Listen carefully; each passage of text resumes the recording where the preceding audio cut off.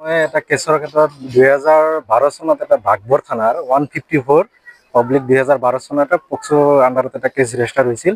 এইটো চাৰ্জশ্বিট দিছিল 2022 চনত। এজ এ এবস্কণ্ডাৰ মানে শ্বন এবস্কণ্ডাৰ পলাতক হিচাপে চাৰ্জশ্বিট দিয়াৰ পিছত সিহঁতক পুলিচ থানা এৰেষ্ট কৰি জেল হাজতলৈ প্ৰেৰণ কৰিছিল।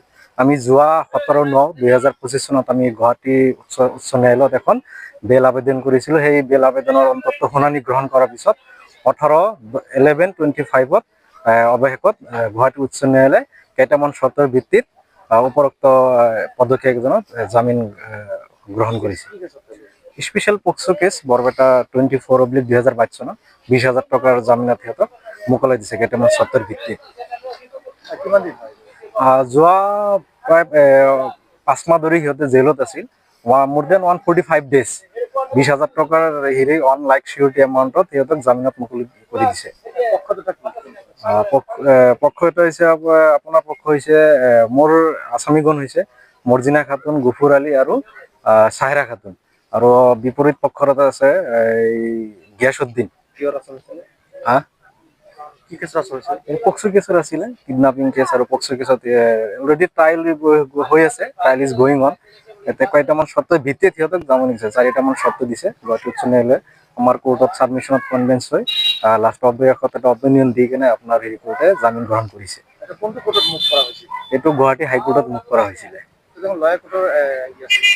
লয়াৰ কোৰ্টৰ কেছটো যেতিয়া মানে ইয়াৰ পৰা এখন বেল আবেদন দিয়া হৈছিল, যদিও ইয়াৰ পৰা খাৰিজ কৰি দিছিল। অৱশেষত খাৰিজ কৰি দিয়াৰ পিছত আমি যোৱা 17/9/2025 চনত গুৱাহাটী উচ্চ ন্যায়ালয়ত এখন বেল আবেদন কৰিছিলোঁ। অন্তত 2 মাহ শুনানি গ্ৰহণ কৰাৰ পিছত যোৱা 18/11/2025 চনত জামিনটো গ্ৰহণ কৰিছে। সিহঁতক কেইটামান চৰ্তৰ ভিত্তিত জামিন গ্ৰহণ কৰিছে। কেছটো হৈছে বাঘবৰ থানাৰ 154 কেছ নাম্বাৰ আৰু বৰপেটা স্পেচিয়েল পক্সো কেছ 24/2022। এতিয়া তেওঁলোকে কি কৰিব? এতিয়া তেওঁলোকে ট্ৰায়েলত হেৰি কৰিব, ফেচ কৰিব। জামিনৰ মুকলি হোৱাৰ পিছত সিহঁতে ট্ৰায়েলত ফেচ কৰিব। ট্ৰায়েল হোৱাৰ পিছত এতিয়া ট্ৰায়েল কি কৰে, এভিডেন্সৰ ওপৰত এতিয়া জাজমেণ্ট হ'ব। জাজমেণ্ট নিৰ্ধাৰণ কৰিব সিহঁতে কনভিক্ট হয় নে নাই, একুইটেড পায়। সেইটো গোটেইখিনি ডিপেণ্ড কৰিব আমাৰ কোৰ্টৰ ওপৰত।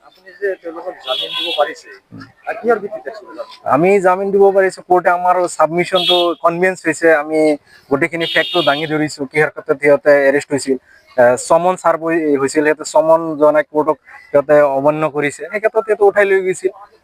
কি কি সেকশনত আছিল? বাঘবৰ থানাত যেতিয়া কেছখন ৰেজিষ্টাৰ হৈছিল, আপোনাৰ সেকশন আছিল 365, 376, 326, 379, 34 IPC 2012 চনৰ কেছ আছিল।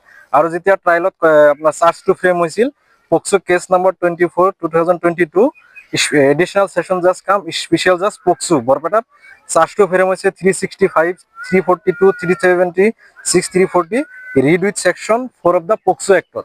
সিহঁতৰ মানে ট্ৰায়েল হোৱাৰ পিছত সিহঁতে কোৰ্টত সময়মতে হাজিৰ হোৱা নাছিল, তাৰ বাবে কোৰ্টে সিহঁতক এৰেষ্ট কৰি লৈ গৈছিল।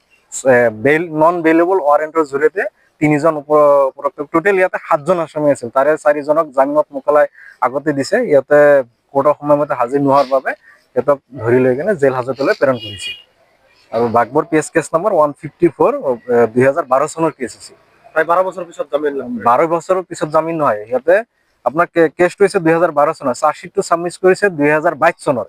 চাৰ্জশ্বিট ছাবমিট কৰাৰ পিছত সিহঁতক এৰেষ্ট কৰি লৈ গৈছিলে।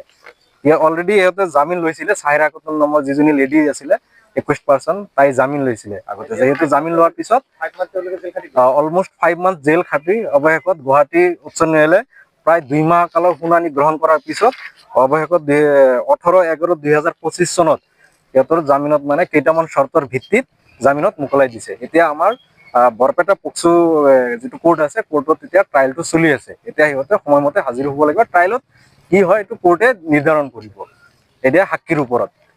উক্ত কেছখন মই মোৰ লগতে চিনিয়ৰ এডভকেট জে আহমেদ আৰু আপোনাৰ হেৰি কৰিছে, শুনানি মানে কোৰ্টত হৈ চাহেৰা খাতুন, গফুৰ আলী, মৰ্জিনা খাতুনে যুক্তি প্ৰদৰ্শন কৰিছে। মিষ্টাৰ জে আহমেদ, ৰজবিন খানম, মই নিজে, হাছিবাগুল ডেইজি, আঞ্জৰা হুছেইন আৰু ৰেজিয়া বেগমে উক্ত কেছটোৰ হৈ কোৰ্টত যুক্তি আগবঢ়াইছে। গতিকে মই গোটেইকেইজনকে ধন্যবাদ জনাইছো। আৰু কেছটো যিহেতু বহুত কমপ্লিকেটেড কেছ আছে, বহুত জটিল কেছ, অৱশেষত আমাৰ কেইটামান চৰ্তৰ ভিত্তিত জামিন দিয়াৰ বাবে মই ন্যায়ালয়ক ধন্যবাদ জনাইছো।